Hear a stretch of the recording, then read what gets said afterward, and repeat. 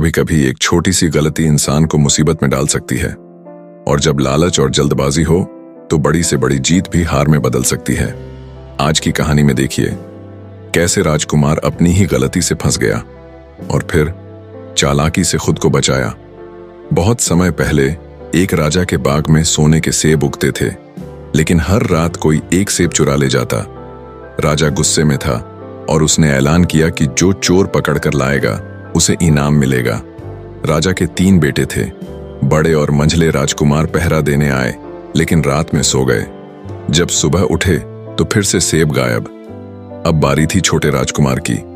उसने पूरी रात जाग कर पहरा दिया और देखा कि एक चमचमाती सोने की चिड़िया उड़कर आई और सेब लेकर उड़ने लगी। जैसे ही राजकुमार ने तीर चलाया, चिड़िया बच गई, लेकिन उसका एक पंख गिर गया। राजा ने जब वह पंख देखा तो चकित रह गया। उसने कहा, अगर एक पंख इतना अद्भुत है तो पूरी चिड़िया कितनी सुंदर होगी। राजा ने अपने बेटों को उसे लाने भेजा। भाइयों की गलती बड़े और मंझले राजकुमार रास्ते में एक रंगीन रोशनी वाले गांव में पहुंचे। वहां नाच गाना, शराब और ऐशो आराम चल रहा था।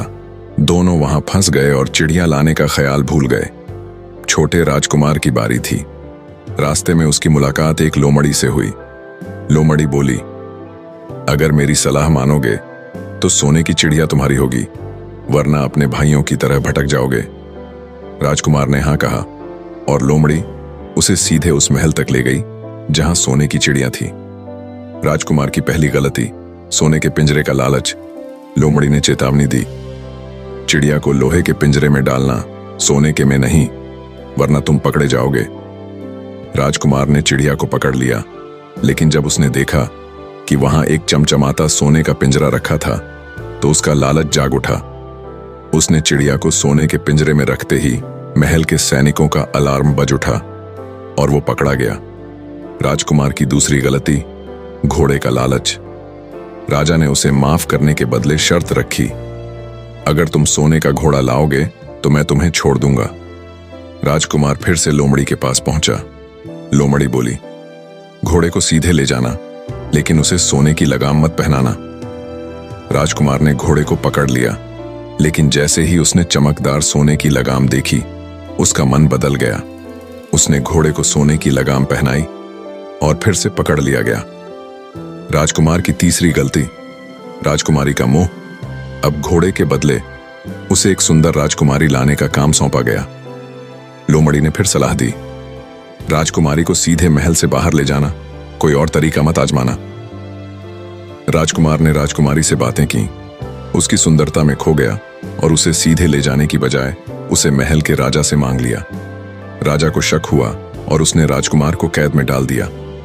अब राजकुमार समझ गया कि जल्दबाजी और लालच ने उसे 3 बार मुसीबत में डाला। उसने आखिरी बार लोमड़ी से माफी मांगी और उसकी सलाह मानी। इस बार उसने चुपचाप राजकुमारी, घोड़ा और चिड़िया को बिना किसी लालच के लेकर भागने की योजना बनाई।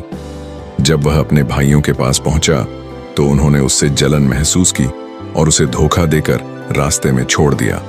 लेकिन आखिर में लोमड़ी की मदद से वह राजा के पास पहुंच गया और अपने भाइयों की सच्चाई उजागर की।